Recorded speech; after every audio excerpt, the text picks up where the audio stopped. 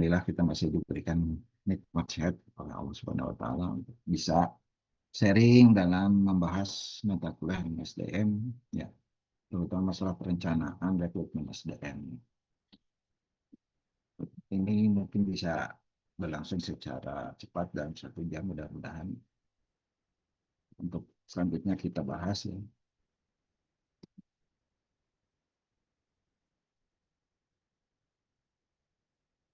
Ya.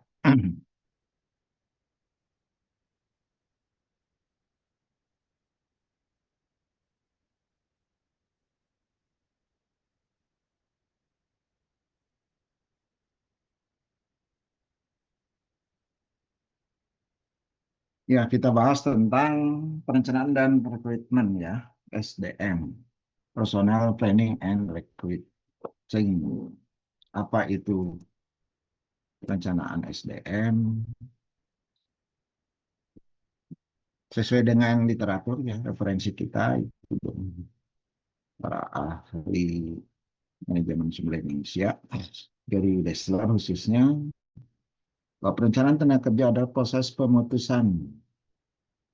memutuskan posisi apa yang harus diisi oleh perusahaan dan bagaimana cara mengisinya. Tujuannya adalah untuk mengidentifikasi dan mengatasi kesenjangan antara tenaga kerja perusahaan saat ini dan proyeksi kebutuhan tenaga kerja yang akan datang. Kesenjangan di sini maksudnya apa? Tuntutan ya, tuntutan dinamisasi perbedaan jobnya yang sekarang dengan yang dulu, itu yang dimaksud dengan kesenjangan. Jangan sampai kualitas kualifikasinya tertinggal atau berbeda dengan tuntutan saat ini. Menurut Gessler bahwa perencanaan tenaga kerja harus terlebih dahulu dilakukan sebelum rekrutmen dan seleksi. Jadi memang dalam proses perencanaan itu, perencanaan SDM khususnya ya, jadi di dalamnya sebelum melakukan rekrutmen dan seleksi. Jadi harus direncanakan dulu. Jadi proses selanjutnya baru rekrutmen dan seleksi. Proses perencanaan tenaga kerja satu itu menurut riset bisa dasarnya meninjau rencana bisnis dan data tenaga kerja. Jadi perusahaan harus melihat rencana bisnis ke depan dan data tenaga kerja yang ada, baik itu misalkan di vendor-vendor atau di departemen, kalau di kita namanya Deknaker ya. Kemudian perkembangan permintaan dan penawaran pasar tenaga kerja. Misalnya tentang bagaimana penjualan mempengaruhi tingkat kepegawaian. Maksudnya begini, apakah penjualan proses bisnis perusahaan terus maju? Gitu ya. Nah, hal ini akan membantu untuk memahami bagaimana perubahan rencana bisnis yang diproyeksikan ke depan akan berpengaruh kepada jumlah karyawan, kebutuhan keterampilan, tuntutan tenaga kerja ke depan. Jadi yang disebut bisnis itu kan dinamis, semakin lama bukan semakin kecil, harus semakin besar. Nah, hal ini yang harus diantisipasi oleh perusahaan dalam hal ini untuk merencanakan para calon tenaga kerja ke depan. Sehingga penambahan-penambahan jumlah karyawan itu seiring dengan perluasan rencana bisnis perubahan perusahaan. Ya. Lanjut. Dua, mengidentifikasi posisi. Posisi apa yang harus diisi di perusahaan dan potensi kesenjangan tenaga kerja dengan proyeksi penawaran dan permintaan tenaga kerja. Ini bisa membantu posisi baru apa yang harus diisi di masa mendatang dan karyawan mana yang saat ini dapat dipromosikan kepada posisi tersebut. Jadi sebelum melihat keluar, mungkin ada di dalam, internal perusahaan yang memang bisa mengisi posisi kualifikasi yang dituntut, yang disyaratkan oleh syarat-syarat spesifik jabatan tersebut. Jadi tidak usah dari luar. Kalau dari dalam, apalagi keuntungannya kan kita sudah tahu kualifikasi kualitas tenaga kerja kita. Nah, itu mengidentifikasi posisi itu. Maksudnya fitur atau ya spesifikasi yang memang harus diisi. Lanjut. Dua, tiga ya. Mengembangkan rencana strategis tenaga kerja. Di mana di sini perusahaan memprioritaskan kesenjangan tenaga kerja utama. Misalkan posisi apa yang harus diisi dan siapa yang dapat mengisinya, gitu ya. Serta mengidentifikasi rencana spesifiknya jika perlu ada pelatihan untuk mengisi atau menutup supaya tidak terjadi kesenjangan. Misalnya dengan posisi apa yang harus diisi itu belum memenuhi, tapi untuk memenuhi kualitasnya itu diadakan pelatihan dan lain-lain. Nah, itu mengembangkan rencana strategis tenaga kerja yang diisi. Jadi dasar menjelaskan bahwa kualitas karyawan di dalam perusahaan itu bisa di-improve. Artinya bisa dikembangkan, bisa ditingkatkan melalui pelatihan dan untuk mengisi posisi yang akan diisi. Empat, menerapkan perubahan. Misalkan program rekrutmen dan pelatihan baru dengan menggunakan berbagai metrik untuk memantau prosesnya. Maksudnya begini, metode-metode yang digunakan untuk melakukan rekrutmen atau rencana itu bisa dinamis. Melakukan program-program rekrutmen dan pelatihan baru supaya apa? Menyesuaikan dengan tuntutan kemajuan teknologi, ilmu pengetahuan, dan tuntutan zaman supaya karyawan itu dinamis. Sehingga kualifikasi kualitas karyawan yang diharapkan tetap memenuhi persyaratan sesuai dengan tuntutan zaman.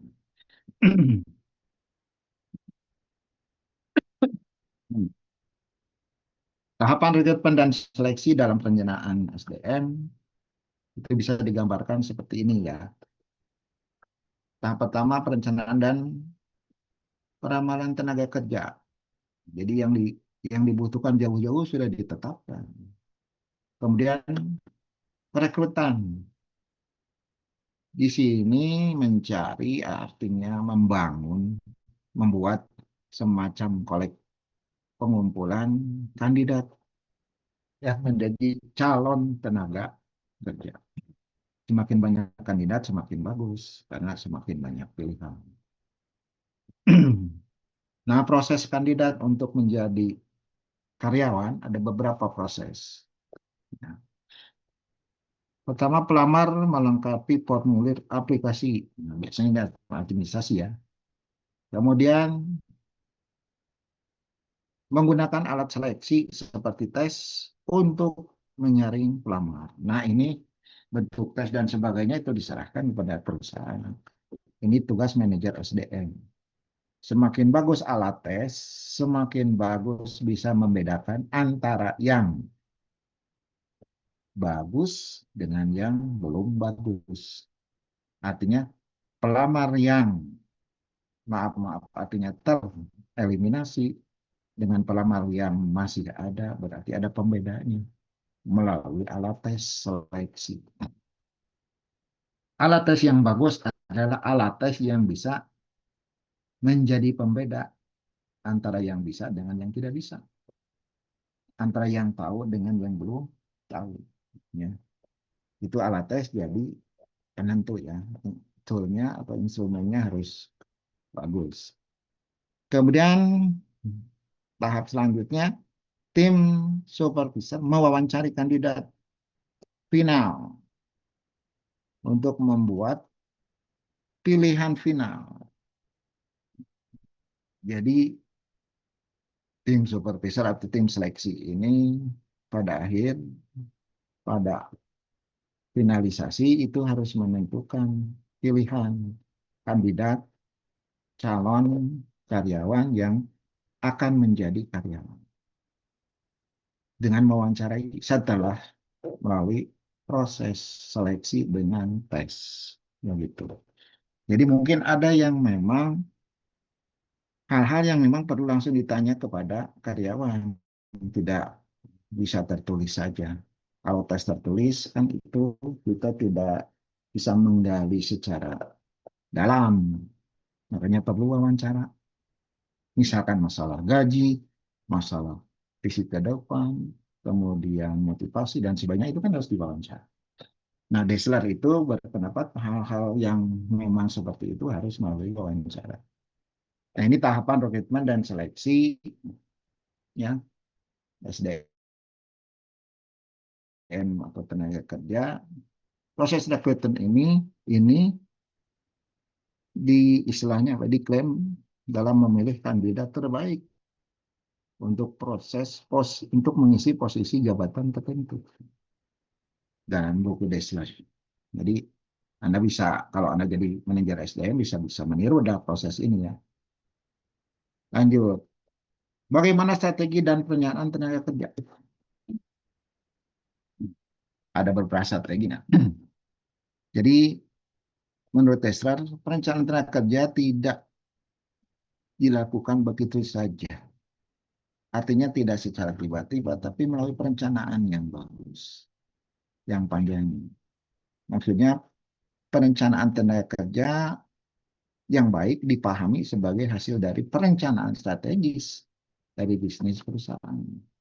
Jadi tidak bisa terpisahkan antara perencanaan bisnis perusahaan ke depan dengan rekrutmen dan perencanaan tenaga kerja yang baru. Semakin berkembang perusahaan berarti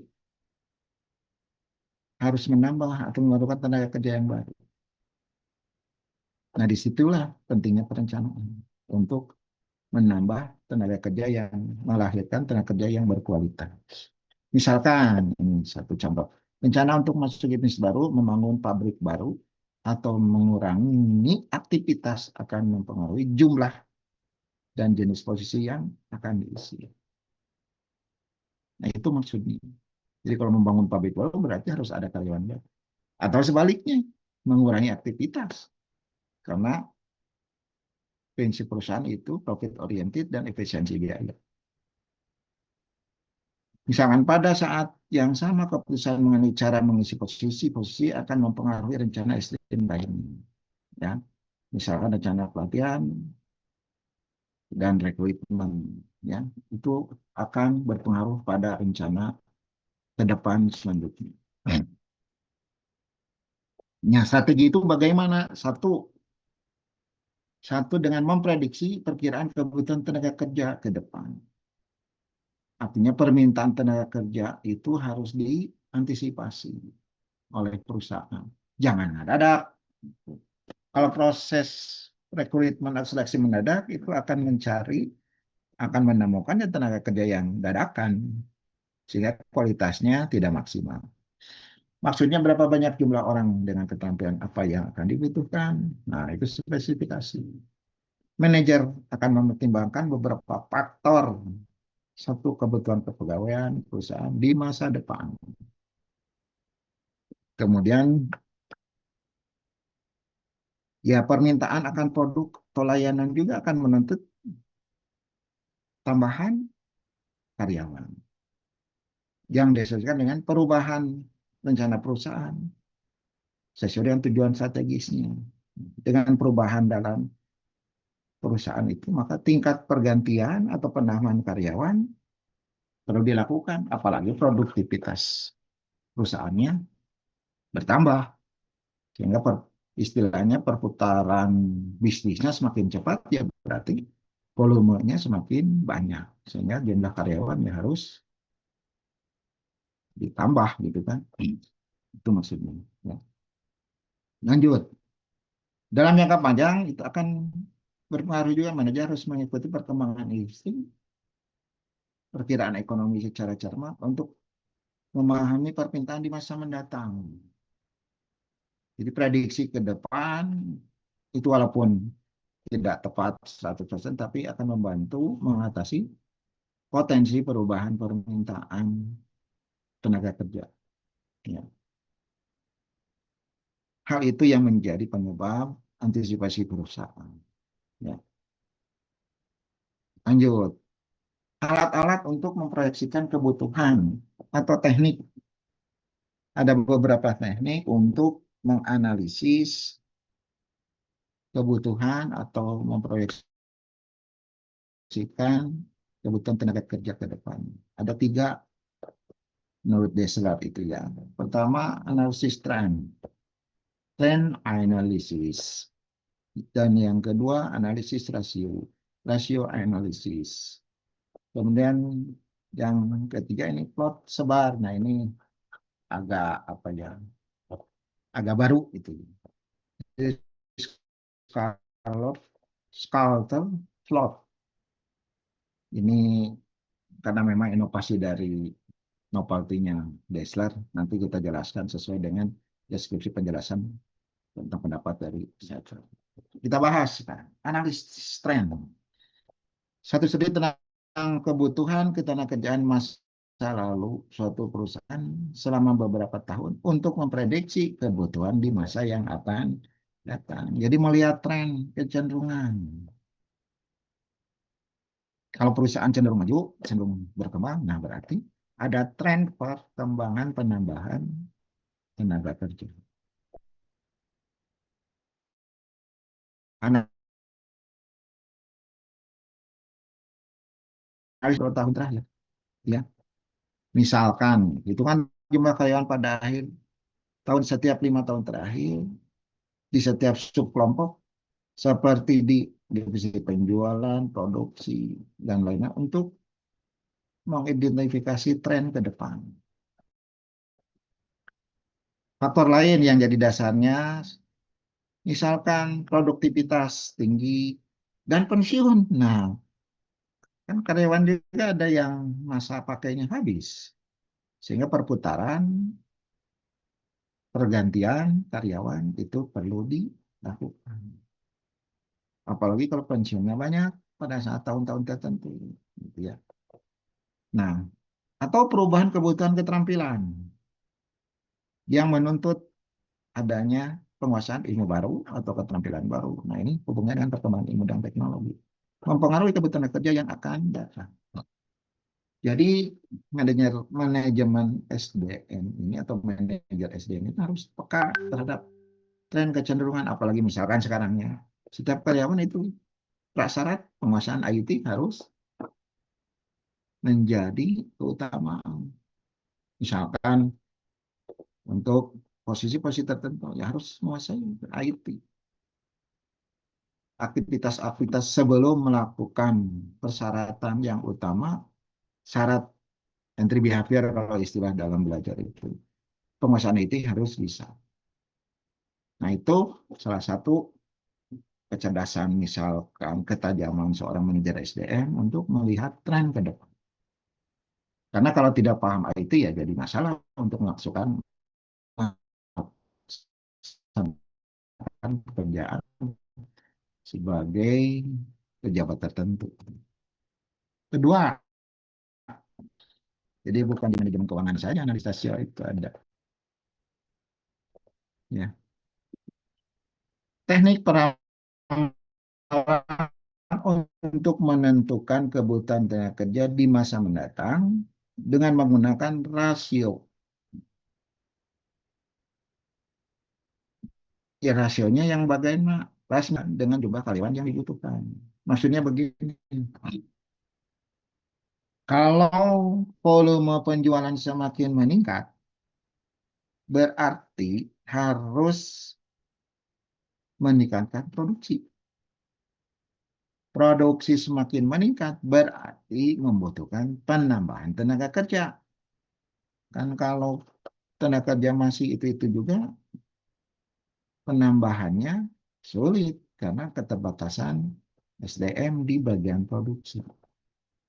Berarti harus menambah tenaga kerja di bagian produksi dalam rangka untuk memenuhi target penjualan yang meningkat. Nah, itu maksud rasio itu. Jadi, istilahnya proporsional.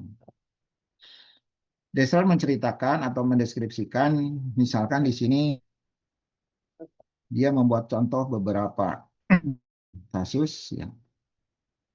Pendekatan sederhananya analisis rasio itu salah satunya dia jumlah karyawan yang dibutuhkan, misalkan tenaga kerja penjualan secara tradisional menghasilkan penjualan sebesar $500.000.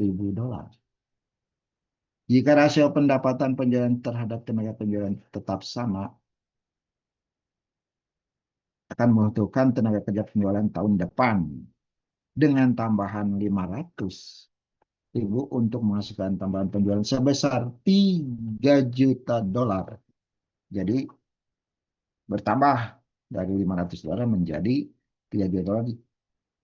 Itu apakah harus ada penambahan? Nah, nah berarti di sini rasionya yang tadinya 500 menjadi 3 juta berarti ada penambahan 5. Jadi 1 banding kalau 3 juta dibagi 500 berarti 6. Berarti harus ada penambahan. Dan kalau terus tenaga kerja seperti itu, 3 juta dolar, 3 juta dolar itu tidak akan tercapai. Nah, Dessler menceritakan, mengilustrasikan seperti itu. Jadi perusahaan akan membutuhkan 6 tenaga kerja penjualan baru tahun depan yang masing-masing ya menghasilkan $500.000 dikali 6 jadi 3 juta. Jadi kayak biaya variabel, semakin banyak produksi, semakin banyak bahan baku, semakin banyak biaya tenaga kerja, nah gitu kan. Lanjut, ini cara yang ketiga diagram sebar atau plot pencar kalau istilah terjemahannya. Ya. Metode grafis yang digunakan untuk membantu mengidentifikasi hubungan antar dua variabel menurut Dessler. Dua variabel bagaimana seperti penjualan dan tingkat kepegawaian perusahaan itu berkaitan. Maksudnya ya tadi seperti penjualan itu meningkat ya tingkat kepegawaian atau perputaran kepegawaian pun harus meningkat atau bertambah ya. Jadi jika perusahaan dapat memperlihatkan aktivitas bisnis seperti penjualannya itu akan maju ke depan bertambah pesat, berarti memperkirakan kebutuhan tenaga kerjanya pun akan pesat pula. Ini hampir sama sebenarnya dengan yang metode yang kedua. Tapi ini sifatnya lebih luas. Nah, ini dia menceritakan atau kasus ilustrasi dengan menyatakan sebuah rumah sakit. Dessler dianggap bahwa ilustrasi ini cocok. Anggaplah sebuah rumah sakit dengan 500 tempat tidur diperkirakan akan berkembang menjadi 120 tempat tidur.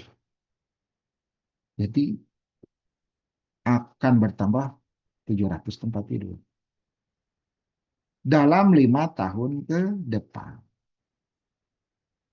Direktur Sumber Daya Manusia Rumah Sakit ingin memperkirakan berapa banyak perawat terdaftar yang akan dibutuhkan rumah sakit tersebut. Jadi maksudnya dengan jumlah tempat tidur bertambah berarti perawat itu harus ditambah juga.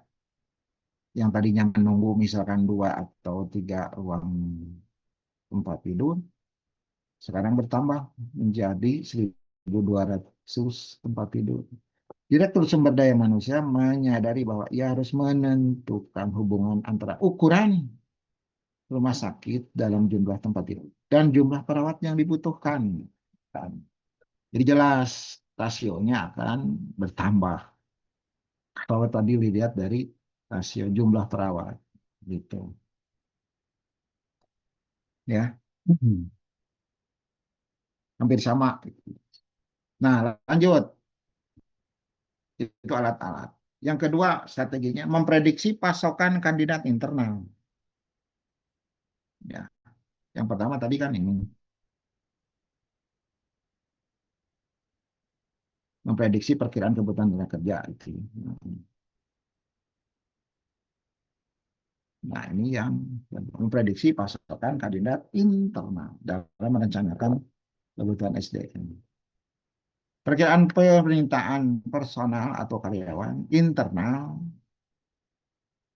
menyediakan sebagian kebutuhan. Jadi maksudnya begini, tuntutan penambahan sumber daya manusia tenaga kerja tidak selalu tercukupi oleh pasokan dari tenaga kerja internal yang ada. Pasti akan menambah dari luar, dari eksternal. Berapa banyak karyawan di pasar, di luar itu harus dipertimbangkan. Jadi maksudnya manajemen SDM tidak istilahnya tidak mungkin, ya artinya harus beranggapan tidak mungkin semua keputusan mengisi jabatan atau mengisi kekosongan itu dapat terpenuhi dari pasokan internal. Manajer harus memperkirakan pasokan ketersediaan kandidat internal dan eksternal gitu. Sebagian besar perusahaan memulai dengan kandidat internal yang potensial. Maksudnya begini, jadi sebelum kita mencari eksternal, di internal dulu yang potensial itu yang dipromosikan untuk pengisi jabatan-jabatan baru. Tugas utama manajer SDM adalah menentukan karyawan mana yang saat ini, nah gitu kan, berkualifikasi atau dapat dilatih untuk lowongan yang diproyeksikan, dipromosikan, ya. Jadi ada semacam engagement, keterikatan batin antara tenaga kerja dan karyawan itu tidak menutup kemungkinan itu ikatan batin itu akan melekat dan menambah kesetiaan loyalitas karyawan. Kalau di marketing itu loyalitas pelanggan. Manajer departemen atau pemilik perusahaan dapat juga menggunakan perangkat manual untuk melacak kualifikasi karyawan. Untuk motif siapa dan dapat melakukan apa. Jadi saya tidak langsung dalam proses nanti rekrutmennya juga secara manual juga harus sudah dilakukan walaupun diam-diam. Misalkan perusahaan dapat membuat inventaris keterampilan atau kemampuan karyawan dan formulir catatan pengembangan personel perusahaan yang ada di dalam. Mana yang sudah melakukan pelatihan, keterampilan tertentu itu harus terekam. Bagi karyawan saat ini, ya, cantuman keterampilan, pendidikan, kursus yang disponsori perusahaan yang telah diambil, minat karir dan pengembangan, bahasa, tugas yang diinginkan, dan pengalaman kerja lainnya, itu akan membantu. Ya. Apalagi melalui versi komputerisasi dari sistem inventaris keterampilan yang tersedia. Jadi secara administrasi sudah terekam mana karyawan-karyawan yang sudah memang memiliki kemampuan tambahan unggul yang disyaratkan untuk mengisi jabatan-jabatan ke depan. Ya. Nah, bahkan pergantian personel atau skema, bukan pergantian artinya ya promosi lah. Ya. Ini bahkan ini menunjukkan kinerja saat ini dan peluang promosi ke depan bagi calon pengganti di posisi yang akan datang. Ya. Nah, misalkan ini ada 3 lowongan, ya. Seorang presiden direktur utama itu misalkan harus memilih presiden direktur masalah direktur produksi, direktur penjualan, dan direktur keuangan. Nah, direktur penjualan, direktur produksi, direktur keuangan ini diisi dari orang-orang intern yang dipromosikan. Nah, rekrutmen juga ini diperbolehkan karena salah satu istilahnya penghargaan kepada karyawan yang lama. Dimisalkan ini ada Tuan Joni ada Tuan Agus, ada Tuan Amir. Nah, gambar segitiga dan gambar persegi empat ini mengandung makna ya. Gambar segitiga yang hitam itu istilahnya menjelaskan atau melambangkan present performance kinerja saat ini dibagi tiga tingkatan atau tiga kelompok. Ada yang luar biasa, ada yang memuaskan atau satisfactory, atau yang perlu ditingkatkan, need improvement. Atau yang paling bagus itu yang luar biasa, outstanding. Kemudian ada yang gambar atau lambang persegi empat. Itu dilambangkan sebagai potensi untuk menjadi promosi, untuk dipromosikan. Itu ada dua, ya ada tiga juga. Yang satu siap sekarang, artinya sudah siap pakai.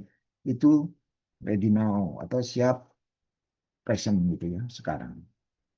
Yang kedua yang warna hijau muda itu need further training. Perlu pelatihan lebih lanjut. Need further training itu artinya perlu penambahan kualifikasi. Nah, yang ketiga, yang questionable itu perlu dipertanyakan. Nah, kalau kita lihat di bagian tadi, berarti ini Tuan Joni ini sudah, akhirnya sudah siap.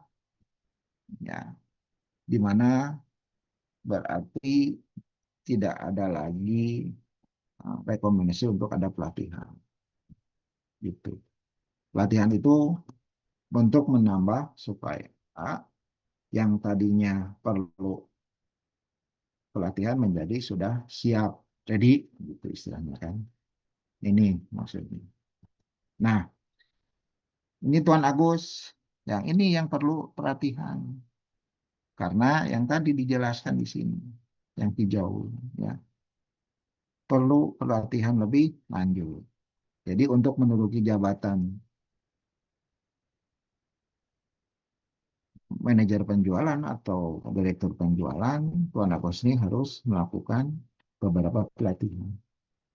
Gitu, ya. Jadi itu contoh bahwa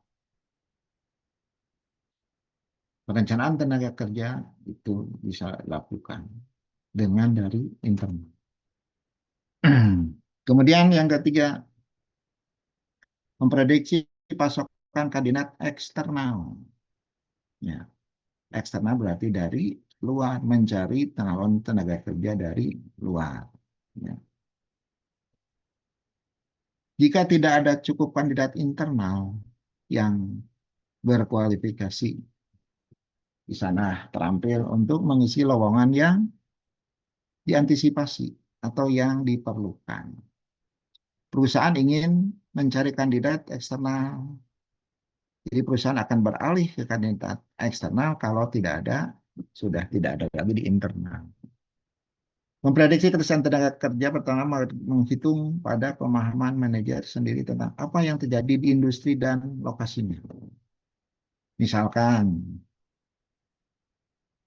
tingkat pengangguran di atas 7%, ini kasus ya. Oleh Desla itu jelaskan. Beberapa tahun lalu memberikan sinyal kepada manajer SDM bahwa untuk menemukan kandidat yang baik mungkin lebih mudah. Karena tingkat pengangguran tinggi. Manajer kemudian melengkapi pengamatan dengan data itu dengan melakukan analisis pasar tenaga kerja formal. Misalkan cari proyeksi ekonomi itu ya secara daring atau informasi dari kalau kita itu Depnaker atau Biro Pusat Statistik. Karena dari mana lagi kalau informasi eksternal itu kalau tidak dari pusat-pusat data ya. Semakin banyak data orang yang akan terseleksi akan semakin peluang semakin baik memperoleh tenaga kerja yang terstandar atau yang memenuhi persyaratan. Itu yang outset kandidat. Ya. Kemudian strategi yang keempat, melakukan pemantauan tenaga kerja secara prediktif. Maksudnya apa? Ya. Sebagian besar perusahaan meninjau rencana strategis tenaga kerja itu harus rutin dan harus memantau gitu ya. Tuntutan kemajuan kualitas SDM perusahaan sehingga harus dipantau, harus dimonitoring. Misalkan ini kasus karena gagal melakukan perencanaan strategis kerja gitu ya. Suatu perusahaan di sana disebutnya Valero Energy hampir kekurangan waktu untuk mengimplementasikan rencana penggantian karyawan yang akan segera pensiun. Nah, ini jangan sampai salah memprediksi. Predictive workforce monitoring itu maksudnya coba monitoring karyawan-karyawan yang memang akan segera pensiun. Jangan sampai di tengah jalan diketahui ini. Sehingga dadakan mencari penggantinya. Itu yang jadi masalah. Kalau mencari karyawan dengan cepat kan mungkin hasilnya tidak maksimal. Contoh ini kasus ya. Intel Corporation melakukan penilaian kemampuan organisasi 2 kali setahun. Departemen Kepegawaian bekerjasama dengan para pimpinan bisnis perusahaan 2 kali setahun untuk menilai kebutuhan tenaga kerja baik untuk saat ini maupun hingga 2 tahun ke depan. Itu Intel. Boeing nih ya, perusahaan pesawat terbang. Mempertimbangkan berbagai faktor ketika memprediksi kesenjangan bakat atau keterampilan sebagai bagian dari proses pemodelan tenaga kerja. Ya, ini mencakup karakteristik tenaga kerja Boeing seperti usia, kelayakan pensiun. Nah, bagi karyawan dengan berbagai keterampilan, tren ekonomi, antisipasi peningkatan atau penurunan tingkat kepegawaian, serta transfer dan promosi intern.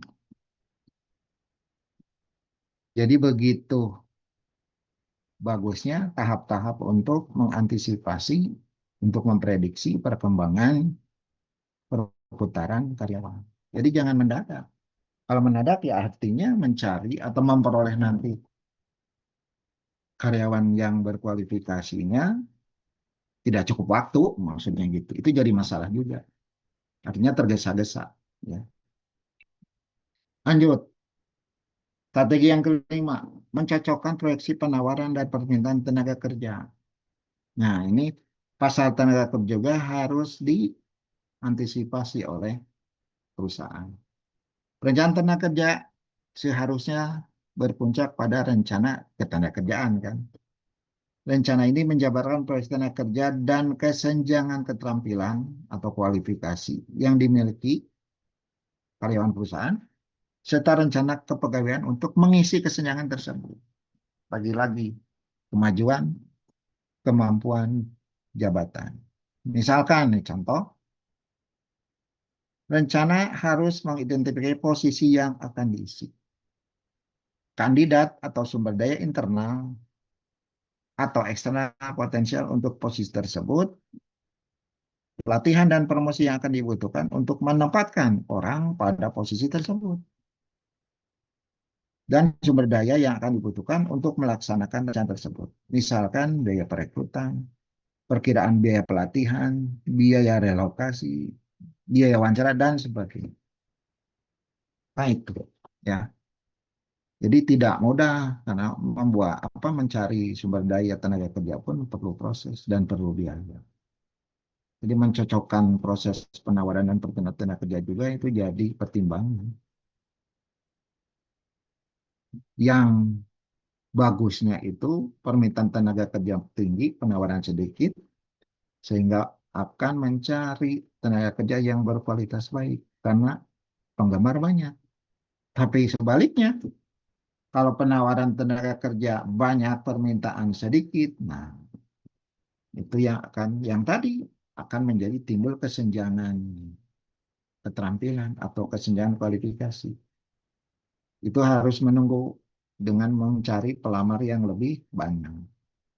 Karena keseimbangan antara permintaan dan penawaran itu kalau di pasar tenaga kerja atau di pasar equilibrium, istilah dalam ilmu ekonomi, akan menemukan harga yang maksimal, harga seimbangan yang maksimal. Tapi penawaran dan permintaannya harus seimbang atau sebanding proporsional.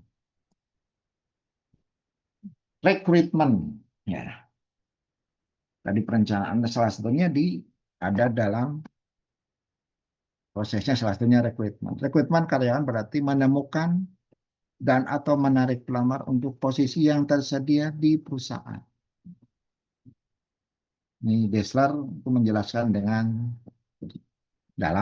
dengan asumsi perusahaan memberikan tanggung jawab manajer atau wewenang kepada SDM, manajer SDM untuk mengisi suatu posisi. Langkah selanjutnya adalah membangun melalui rekrutmen dari kumpulan pelamar.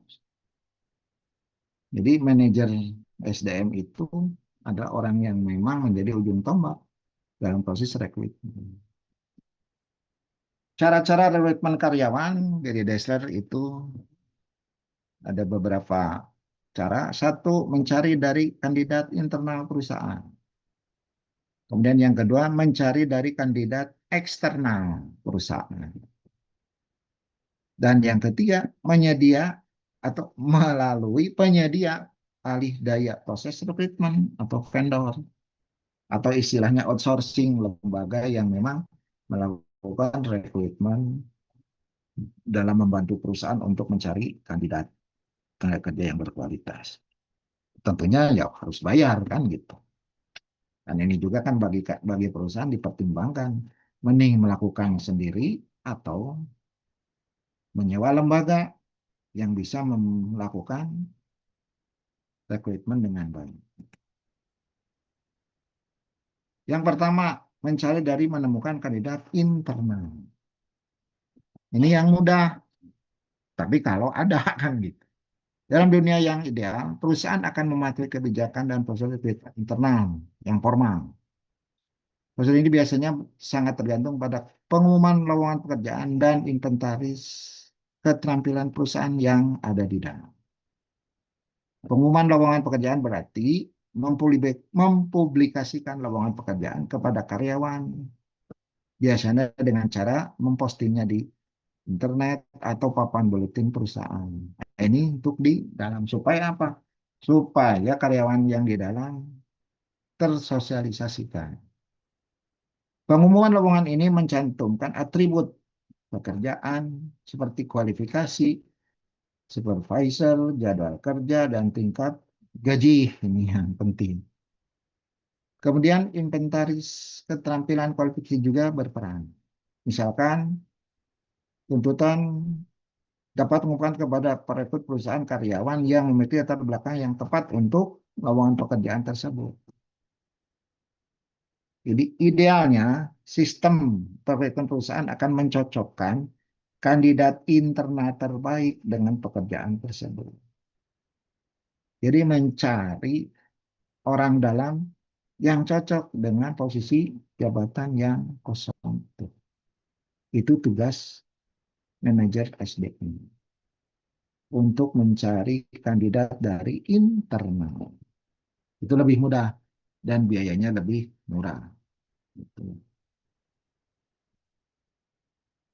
Nah, yang kedua, mencari kandidat dari eksternal. Nah, ini.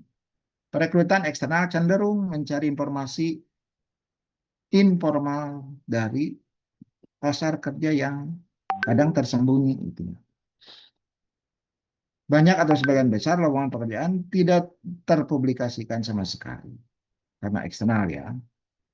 Pekerjaan diciptakan dan menjadi tersedia ketika perusahaan secara kebetulan menemukan kandidat yang tepat.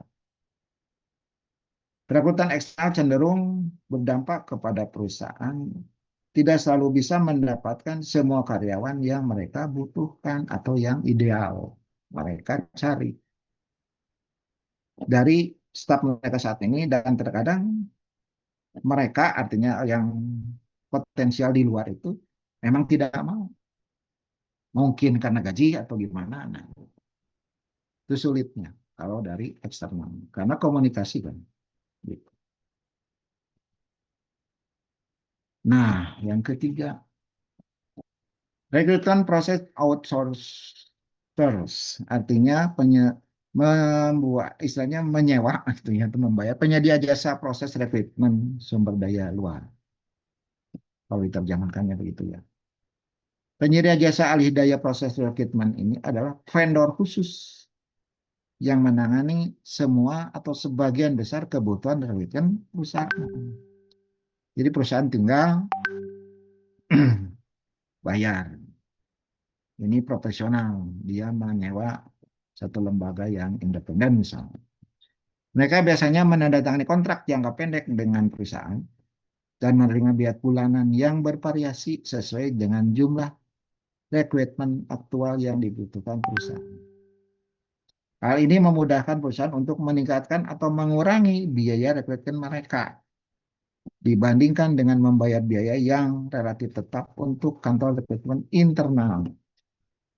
Jadi maksudnya keputusan pengambilan penyedia dari luar itu harus dibandingkan, jangan semuanya terus menyewa. Kalau sekiranya biaya gitu ya lebih murah, ya kenapa tidak menyewa jasa dari outsourcing ini.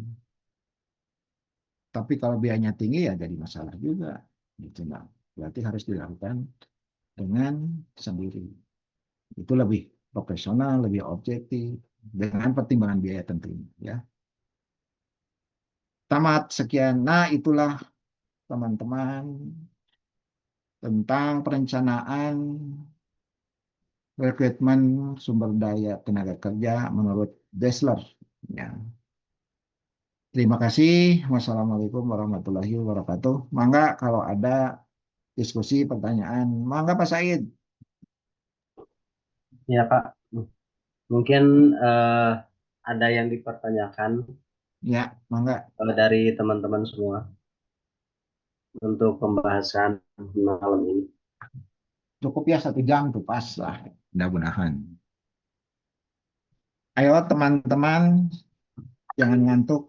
Izin Pak, Mangga Bu Bella. Oh, iya, Bu Bella aktif banget nih, nggak ngantuk ini. ya. Kemarin mah ngantuk ya. Aduh, filsafat ilmu mah Bapak Bela teh sok apa? Ini teh Bapak teh ngomong apa? Cek Bela teh. Bapak Bela mau Ya, nanya Pak boleh. terkait rekrutmennya. Asal Di sini jangan kan, ditanyaan we. es, Is. Pak Iya.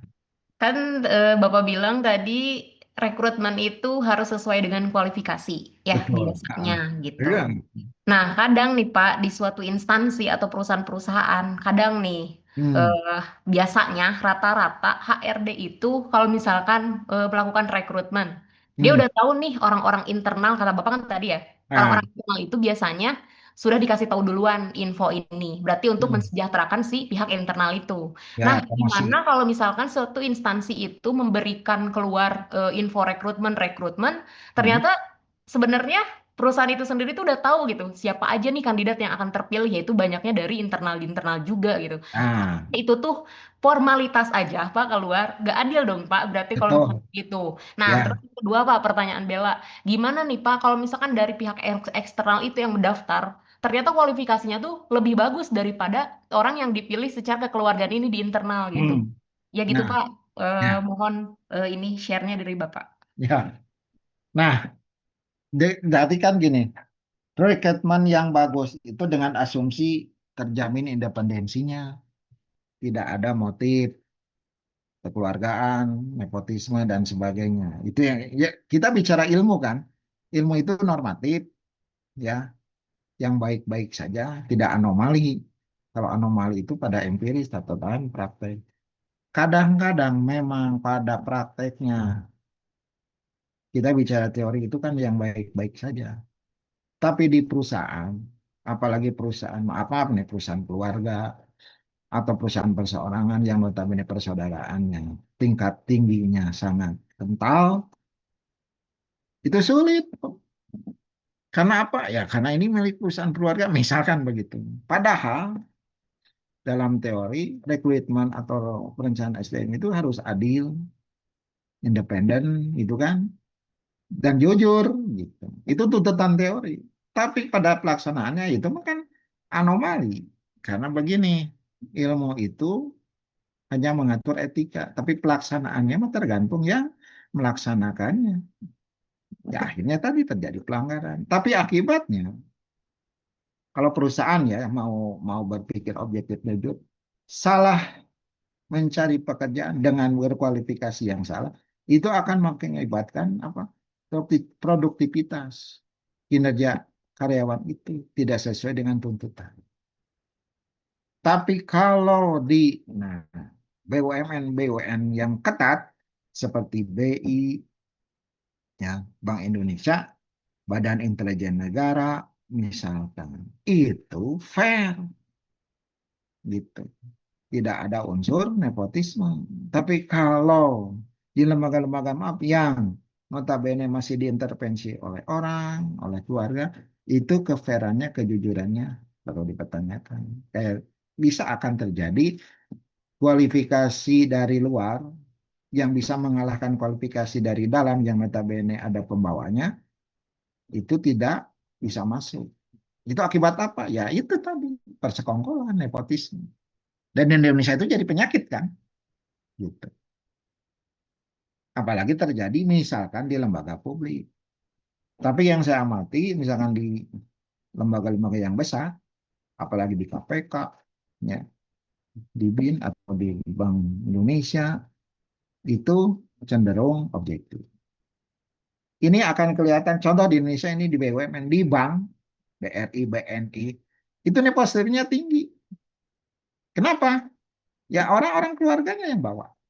Coba Anda lihat. Setelah diterima, oh ini anak bawaan sini atau bawaan sini. Atau istilahnya debitur, debitur dalam arti yang punya uang ya, atau klien atau nasabah yang memiliki dana terbesar di bank itu. Biasanya kompensasinya diberikan satu bonus bahwa anak, saudara bisa jadi karyawan bank itu. Itu kan yang namanya bisnis, dalam tanda kutip uang itu kejam memang terjadi. Rajanya yang punya uang terjadi kalau sistemnya liberalisme seperti begini. Kan secara tidak langsung diakui atau tidak Indonesia itu men, memberlakukan ekonomi liberal. Siapa yang kuat, siapa yang dapat. Itu kan salah satunya itu dalam penguasaan pengisian jabatan. Saya lihat di bank-bank BUMN itu bawaannya saudara. Dan informasi itu kadang-kadang tidak dikeluar intern saya.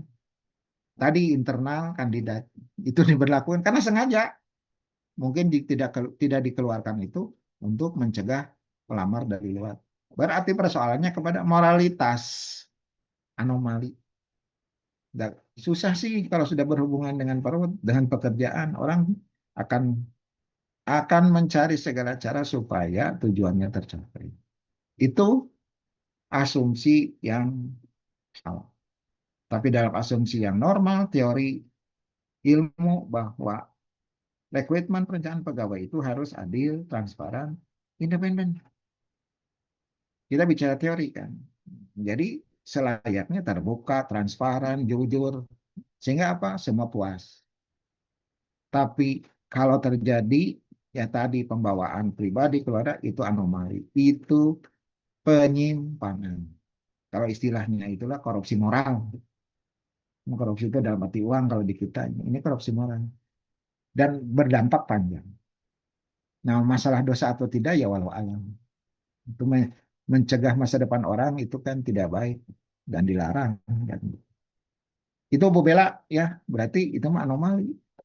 Karena teori itu mengajarkan kebenaran dan kebaikan, tidak mengajarkan anomali atau penyimpangan. Ya, mangga yang lain. Mangga kalau tidak puas Bu Bella mau Makasih bertanya Pak. lagi. Ya, Pak Said, kali-kali nanya tuh Pak Said. Bapak Jadi izin banyak. bertanya, Pak. Nah, Izin bertanya, Pak. Ayo. boleh dengan Bu Raya ya. Raya. Iya, Pak. Mangga Bu Raya. Dari mana Bu Raya teh? Dari dari Keramat juga, alumni Kenapa? STMP juga, Pak. Oh gitu ya. Iya, Oh, betul, Pak. angkatan tahun berapa Bu Raya teh? 2012. Oh, dari gitu ya. Sok mangga Bu Izin. Raya. Iya, Bapak ini mau bertanya terkait apa sih di dunia kerja kadang suka ada yang menggunakan konsep regenerasi gitu, Pak. Hmm. Apakah konsep tersebut itu memang bagus diterapkan? Terus yang kedua pertanyaannya, bagaimana sebaiknya bagi karyawan yang memang sudah menjabat tersebut, namun dia digantikan gitu, Pak. Apakah orang tersebut biasanya diarahkan untuk maju ke posisi lain atau bagaimana gitu jalur pengembangannya? Itu aja. Hmm. Ya. Terima Ya. kasih. Nah, berarti untuk digantikan itu dalam arti promosi atau demosi? Kan gitu ya. Untuk promo, kalau memang karyawan itu berprestasi berarti promosi. Nah, itu meningkatkan loyalitas pengabdian ya kepada lembaga. Itu baik. Nah, regenerasi dalam arti yang sehat itu yang begitu. Jadi ya jangan regenerasi dipotong di tengah jalan tanpa ada alasan, kecuali, nah, kecuali ini, si SDM yang bersangkutan melakukan pelanggaran berat. Nah, itu ada pergantian yang memang tidak normal.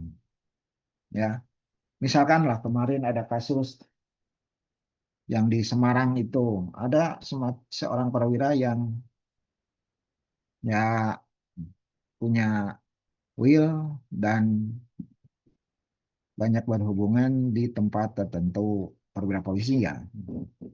Secara moralitas kan kurang bagus untuk seorang public figure. Nah, dia digantikan langsung.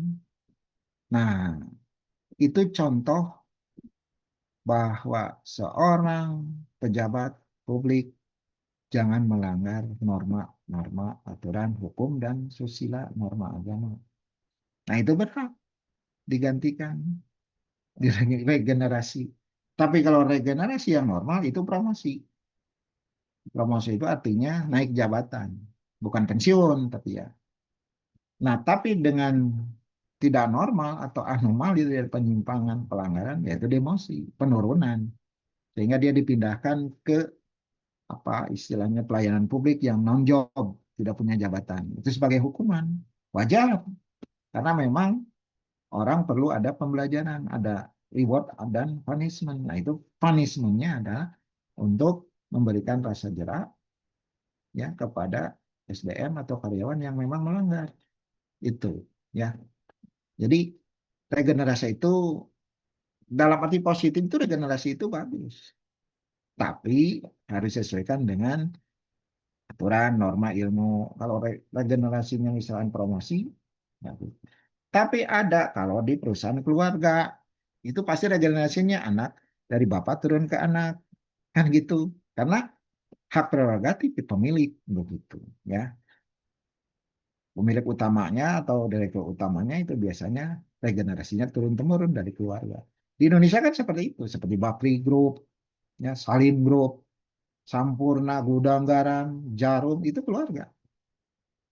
Jadi tidak ada, maaf, tidak ada aspek profesionalitas, pendidikan, dan semua, karena itu keluarga. Beda dengan perusahaan publik, ya, atau perusahaan terbatas yang memang menuntut kualifikasi, identi- independensi atau keterbukaan, kemandirian, itu menuntut biasanya secara normatif. Tapi kalau perusahaan keluarga itu karena hak pemegang prerogatif pemilik itu ada di keluarga. Itu kita tidak bisa bisa bisa melawan karena itu hak prerogatif pemilik. Begitu ya, Bu Raya. Iya, Pak. Baik, terima kasih, Pak. Enggak lanjut, Pak Said, ada lagi?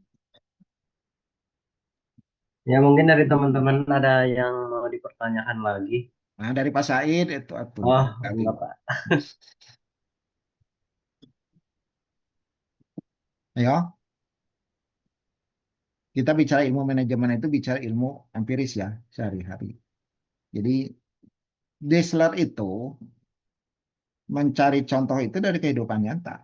Seperti di perusahaan-perusahaan uh, pesawat terbang Boeing itu ya, atau perusahaan-perusahaan internasional itu jadikan objek bagi dia dalam penelitian dalam masalah-masalah apa sumber daya manusia.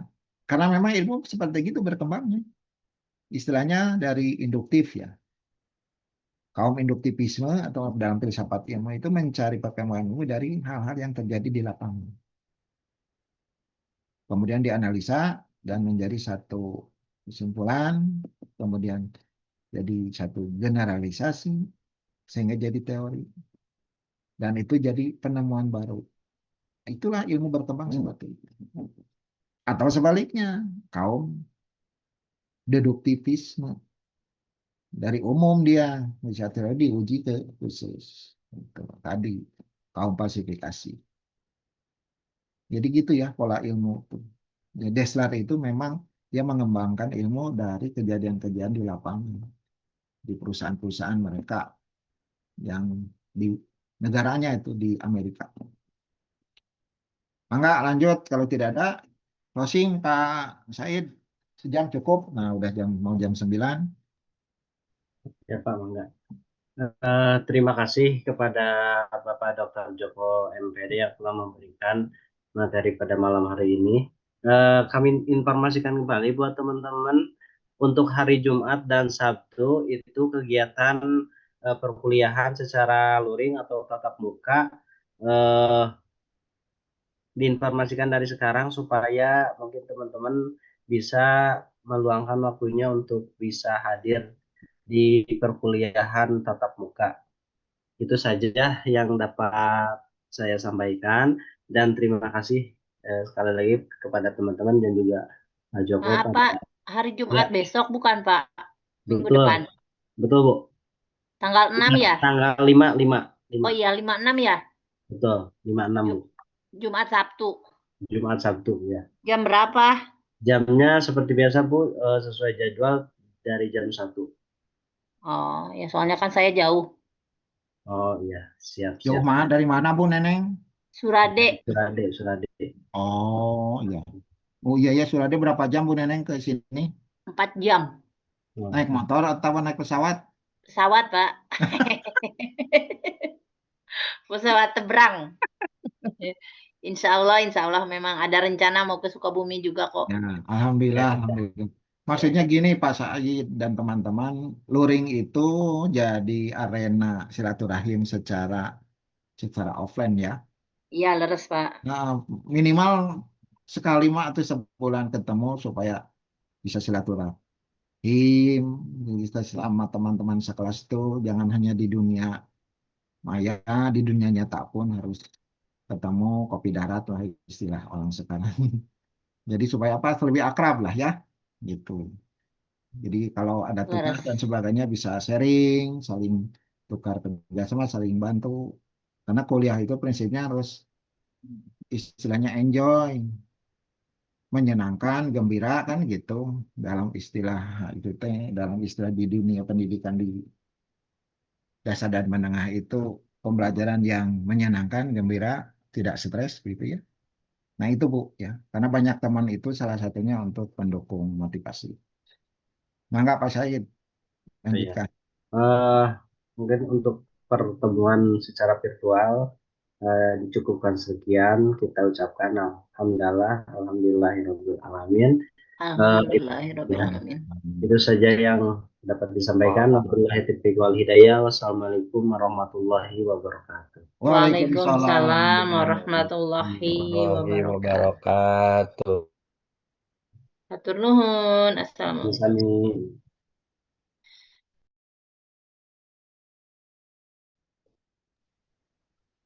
Sami. Pak Said.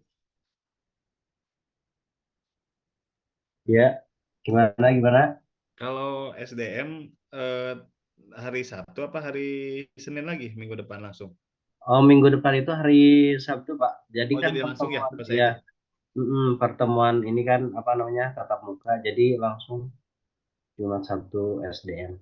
Oh iya. Begitu. Sip, betul kalau gitu. Oke, Jadi di siap. Senin mah nggak ada perkuliahan ya minggu depan ya? Tidak ada, ya betul. Siap-siap. Hatur nuhun Pak Said. Ya, sami-sami Pak.